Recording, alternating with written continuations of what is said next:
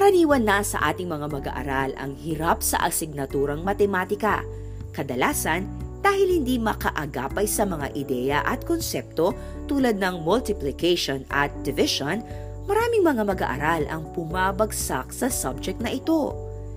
Ito rin ay isang karaniwang hamon para sa mga nagtuturo ng math, gaya ni Ginoong Christopher Esteban ng Santo Cristo Integrated School dito sa Tarlac City, na gumamit ng ibang estratehiya sa tulong ng pagsasagawa ng mga action researches upang kanyang matulungan ang mga estudyanteng hirap sa math. Na-motivate ako ng aking punong guro na bakit hindi ko raw tignan ito sa ibang perspective, gaya nga ng pag-conduct ng action research. Pumasok po yung research ko po na enhancing the multiplication skills using number line, egg carton, and array model. Na kung saan sa research po ito, hindi po inaasahan sa isang bata ang mag-memorize ng math, kundi kailangan lang po niya malaman kung paano po mag-multiply na sa pamamagitan lang po ng repeated addition. So gamit po ng mga butas ng egg tray na to, okay, maglalagay po siya ng tiga dalawang pebbles sa bawat butas na tatlo. Ganyan lang po siya kasimple.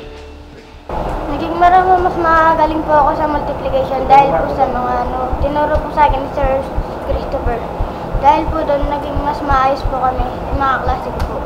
Nakasa po yung mga galing namin sa multiplication. Dito naman po sa pagtuturo ko po sa grade 7 ay natuklasan ko rin po na may mga batang sadyang mahinang magbasa. Nakakalungkot man pong isipin na sa grade 7, nakatungtong na po sila ng grade 7, and yet may mga difficulties pa rin po sila sa pagbabasa. Kahit hindi man po ako yung English teacher nila, ay pinanghimasukan ko na rin po alamin kung ano ba yung mga kahinahan nila sa pagbabasa. Ito po yung makabagong uri ng pagtulong sa bata na makapagbasa upang lalo po siyang ganahang magbasa. Kaya nagawa po yung pangalawang research na yan na enhancing the reading skills, English reading skills of the students. Lumabas po sa aking pag-aaral sa loob ng 6 na buwan ay yung mga audio-video instructions na yon ay nakaka-motivate pala sa isang bata na lalo pang magbasa. Mas madali na po yung pagtuturo sa akin ni Sir Chris sa laptop po. Kasi po dito po mas enjoyable na pong panoorin, natututo ka pa kung ano po yung mga sounds ng mga letters.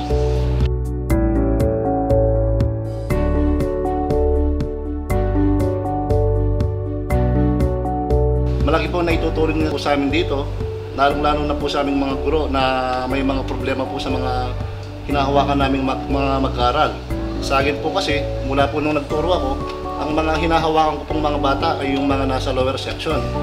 Karamihan po sa kanila o 80% mga non-reader.